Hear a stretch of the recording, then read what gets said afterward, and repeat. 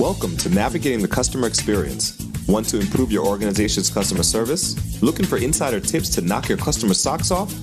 Then you're in the right place. Here's your host, Yannick Grant. Welcome to Navigating the Customer Experience. On today's episode, our guest is Josh Seiden.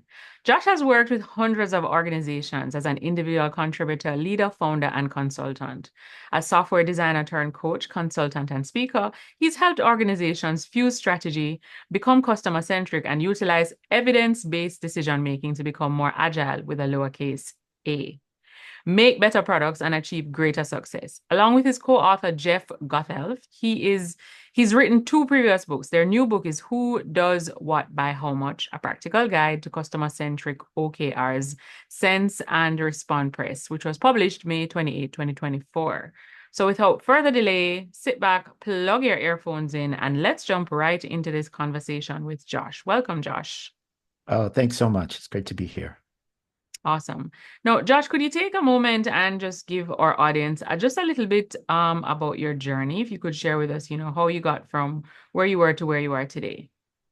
Sure. So I started my career working in technology in Silicon Valley back actually in the sort of pre-internet days. And I have always been fascinated with the question of what makes great products and what makes great services, and how do we deliver those to the world? And I became interested in I worked for many years as a designer and then as a product manager. And more recently, I work with teams to help them collaborate in ways that help make them more customer-centric, more collaborative with each other, and more effective at, putting great things in the world. All right. So you have a new book that you've written called right. Who Does What by How Much? A Practical Guide to Customer-Centric OKRs. Can you tell us a little bit about that book? Like what inspired you to write the book? What has the feedback book been since the book has been published? And maybe even give our audience a little bit of insight into what exactly are OKRs. Sure. Yeah. So, I've always been interested in the problem of bringing the sort of customer-centric point of view into the process of making products and services, right? It's hard to make good products. It's hard to deliver good services. And sometimes we focus so much on the problem of making those things that we forget about the people we're making them for. And so I'm always looking for ways to bring the customer into the center of our work. OKRs, which stand for objectives and key results, is a way of setting goals that puts the customer, at least in our point of view, puts the customer in the center and says, okay, what are we trying to do? What is the customer trying to do? How do we find the intersection of those things? And how do we work our way forward to try to create those things that really deliver customer value? All right. And so you talk about customer centricity and making the customer be at the center of your decision making. Could you give, I don't know if the book has any examples in there of, practical situations where an organization took the customer in mind. Not sure if they did like a journey mapping exercise, but they utilized the customer's experiences, and that is what drove them to make the decision, whether it was policy, a policy decision, or it was maybe a new product or a modification to an existing product. Sure. One of the companies that people hold up as an example of using objectives and key results as a goal-setting framework. One of the companies is an organization in the U.S. called the Cleveland Clinic, and they are a healthcare organization, a hospital system, and so every year they publish their CEO's OKRs on their website, and so one of their objectives is to be the best place in the world to receive healthcare. Right? That's the objective, and so that's the objective is sort of states your goal. It states it in customer-centric terms. The key result then tells you how to measure that. Okay, and so how do you measure it? Well, you measure it in terms of customer behavior, right? And so it might be, I think their key results are things like the number of reduce the number of serious safety events in the healthcare system, right? Uh, Increase the I have to go back to the Mm, to the book to get the example, but let's just stay with that. Reduce the number of serious safety events, right? mhm, That's a customer-centric way of thinking about it, right? We're putting people in the middle. We're saying we've got employees in the hospital, doctors, nurses, staff, right? Those people need to change their behavior. We've mhm. got patients who will benefit from those changes in behavior. And so now the CEO is not saying, here's what you're going to do to reduce safety events. The CEO is saying that's the goal. Now you are smart people, figure it out, right? Oh. And Mm, and that's one of the real powers of OKRs is that we set our targets in terms of customer benefit, and then we say to the organization, now it's your job to figure that out. It's almost like mhm, we've set the goal is our question, and people's job is to find the answer. mhm. And what are some of the pain points that employees have experienced in this kind of process, this OKR process? Well, I think, one of the kind of one of the sort of traditional pain points that OKRs try to address is leadership sort of micromanaging everyone's job, Yeah. right? Right. And saying, well, you're going to do this and you're going to do this and you're going to do this and you're going to do this. And that, first of all, that sort of takes all the creativity out of the work, right? Hmm. It doesn't give anybody a problem to solve. It just says, okay, yes, sir, yes, ma'am. And you go about your job, right? And never mind that the role of leadership is different than the role of the people who are sort of actually doing the work and interacting with the customers. Their point of view is different. They know different things. And Right. so what the leadership might be seeing is or what they are seeing is by definition different from what the people who interact with customers are seeing. Hmm. And if you just tell people what to do, you don't take advantage of what these people know about the best way to serve customers, right? And so the OKRs are designed to say, we're not, leadership is not going to be in the business of micromanaging. Leadership is going to be in the business of setting strategy, setting the goals, and then providing the environment in which folks can do their work to hit those targets, right? Now, that's hard, right? Because now you've taken the sort of traditional tools of leadership, which is I say, write this report. I'm the boss, write me a report. And then Hmm. the employee goes off and writes the report. Here it is, it's done. And we all know it's done, right? It's an easy, like from a management point of view, it's easy to know whether the person's doing their job or not because Right. they've written the report or they haven't. But have they created any value? That's a harder question. And Hmm. so instead, when we're asking people to solve problems, we have to trust each other, right? We have to say, like, okay, I'm giving you a problem to solve. Now go solve it. I have to now trust my people to go solve that problem. Hmm. As an employee who's been given a problem to solve, now I have to figure out the answer. And Yep. those are new ways of working for everybody in the system. Hmm. All right.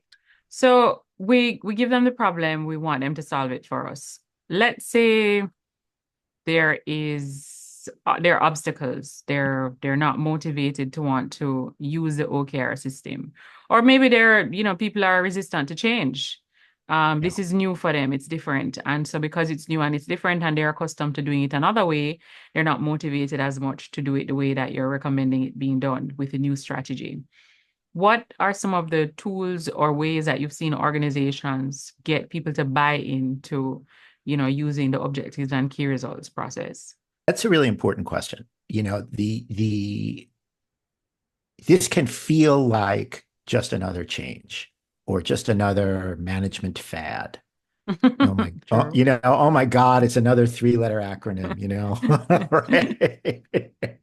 And so there has to be a reason for it, right? Like, who cares about this stuff, right? Well, what's the reason that we're doing this? OKRs can be really positive way to create alignment, to create transparency, to Mhm. create accountability, to create agility. They can be a tool for those things. They're not automatically a tool for those things. They're not automatic. They don't become a tool for those things unless we all embrace it and start to work differently, which I think is your question, right? Yeah. And so part of the responsibility of leadership, if you're choosing to implement an idea like this, is to be really clear about why, Hmm. right? Like, what are you trying to improve in the organization? Are we moving too slowly? Are we working on too many things? Are we, whatever that problem is, it's probably something that's experienced by most of the folks in the organization. Hmm. So being really clear about why we're adopting this new tool is that's the first step. Why are we doing this? And then being able to tell that story in a way that connects to people. And it says, look, if we start to do this together, it's going to improve things for you, right? Here's how it will make the company better. Here's how it'll make your job better. Here's how it will make us a more effective organization to pursue our mission. This isn't only for commercial companies. This is a tool that can be used for mission-driven organizations too. And so Hmm. how do we connect people to, some kind of motivation? You need to be able to tell a story about why this is a useful tool, not just like, okay, well, guess what? It's January 1st and now we're doing this new thing. Is there a new resolution? That's right. Exactly. Exactly. Okay, so we get them to buy-in, and I like the fact that you mentioned that it can be used as an alignment, it can be used for autonomy, for trust. I think it's also important, which I kind of heard you say it. I guess I'm just going to, see if it's reinforced. You have to position it in such that the employee sees that it's a benefit towards them as well, right? Yeah, Because sure. if they don't see it as a benefit towards them, then they're probably not going to be as motivated to want to embrace this new Right. way of doing things.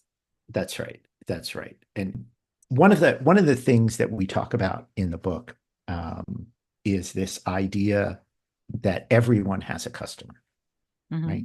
So sometimes when we think about being customer centric, we sort of only think about that end customer, right? The person who takes his or her wallet out and puts the money on the counter or who signs Right. the contract, right? And those customers are obviously hugely important. But we can think about our customers. If I work in the human resources department at a Hmm. company, right? I might work there for 10 years and never meet a customer, right? Yeah. But I have customers, right? As a human resources person, my customers are the employees of the company Hmm. who are trying to understand their benefits. Hmm. My customers are the manager who's trying to hire people. My Correct. customer are the people who are applying for jobs, right? And so if I can adopt that kind of customer centric mindset, then I can use this technique to say, well, what is my customer trying to do? Right. Hmm. And how can I help them be more effective in the way I go about my job? Right. Yeah. Um, and so that kind of customer centric thinking, that Hmm. leadership has to apply that to everyone in the company, right? To a certain degree, everyone who works in the company is a customer of the CEO, right? Yeah. Who CEO wants to make this change. Well, okay, you got to sell it. you gotta Yeah. you gotta Yeah. understand what your customers, in this case your employees, are trying to do every day when they come into the office. What are they True. trying to do, and how is this going to help them make their lives better, make their careers better, make them more effective, whatever their motivations are. Hmm. And I think for many leaders, the approach is, I say jump and you say how high. And no, that's not what we want. That's right. That's the opposite of customer centric, right? Hmm.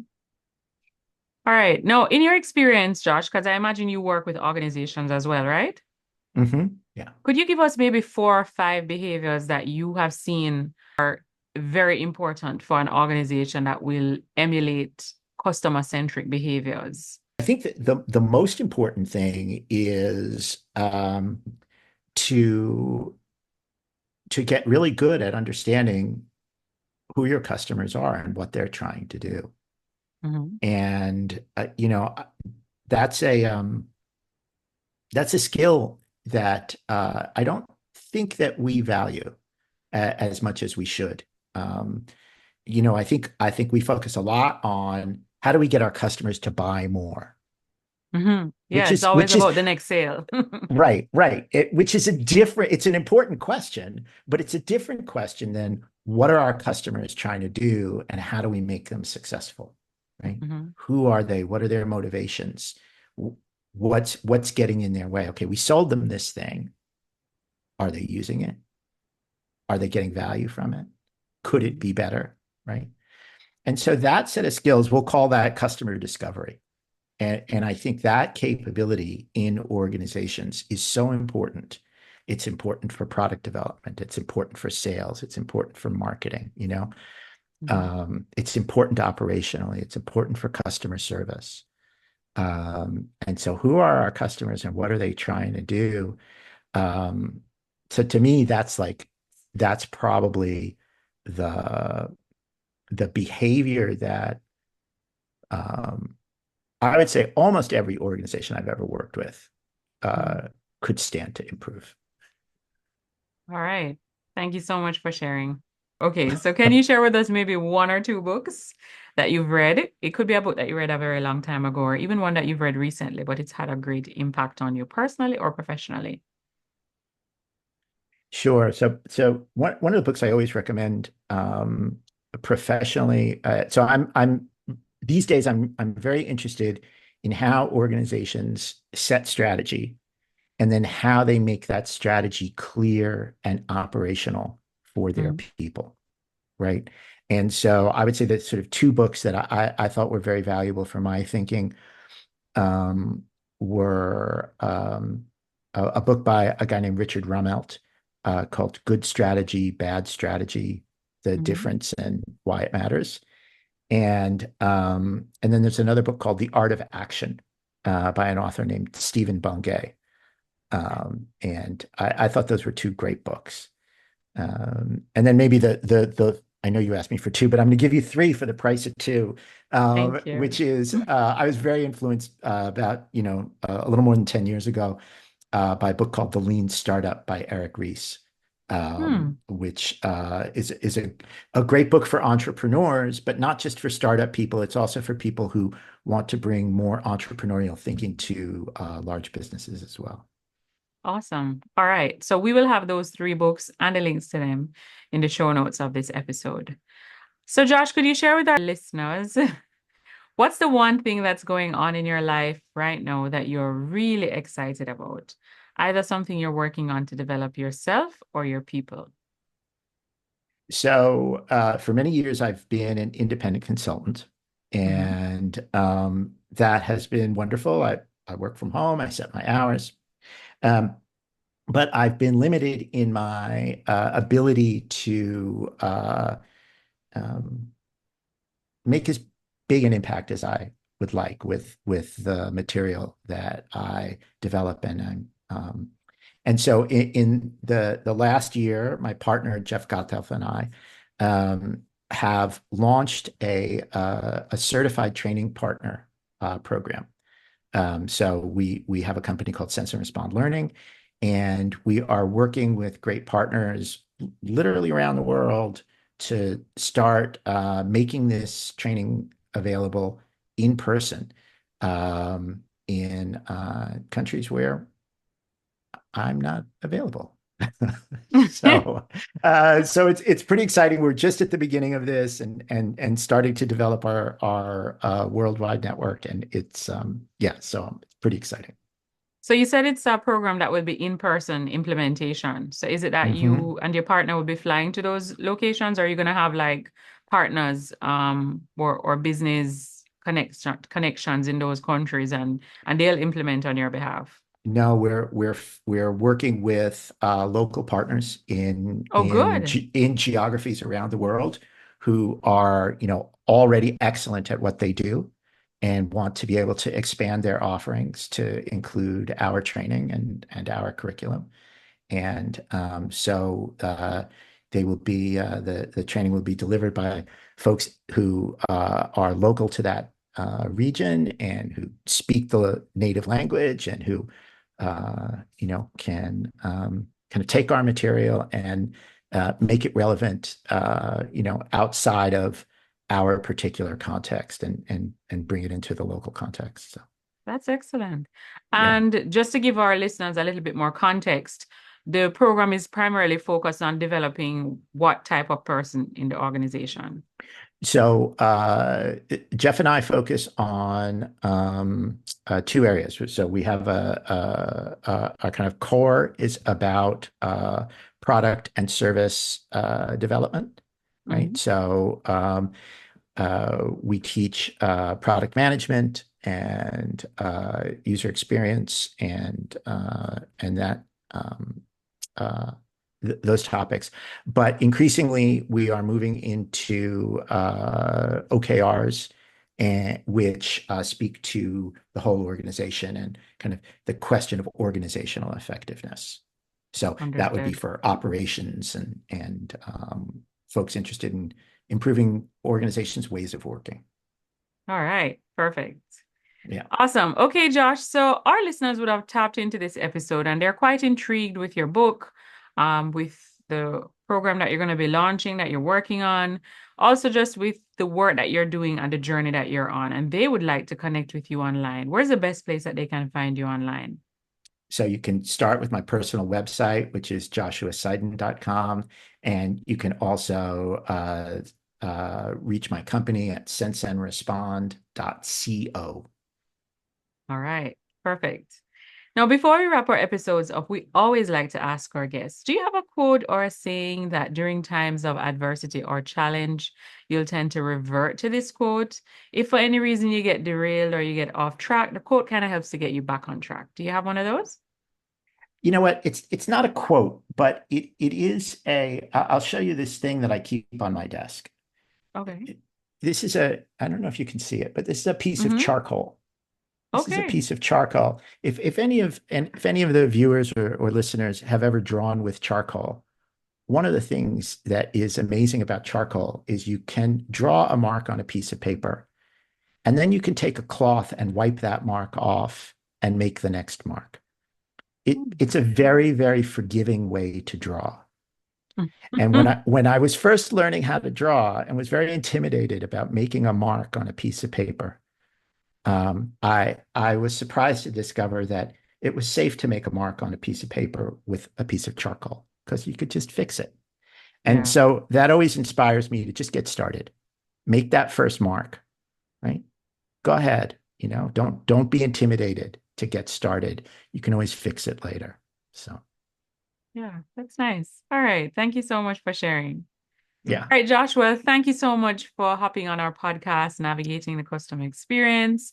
We really enjoyed this conversation talking about objectives and key results, OKR, and the implementation process, and, just some of the pain points that organizations can experience, but also the astronomical benefits that they can gain if they're all really aligned and working towards the same goal and mission in order to ensure the ultimate customer satisfaction. Because I believe that's what all companies are aiming for at the end of the day, is to have high customer satisfaction, high customer loyalty and retention, so that their customers can become their word of mouth advertisers and evangelists. So thank you so much. Thank you so much. It's great to be here. Just want to remind our listeners that you can follow us on X at Navigating CX, and feel free to join our private Facebook group. Until next time, I'm your host, Yannick Grant. Thanks for listening. For more awesome resources to take your customer service game to another level, head over to navigatingthecustomerexperience.com. See you next time.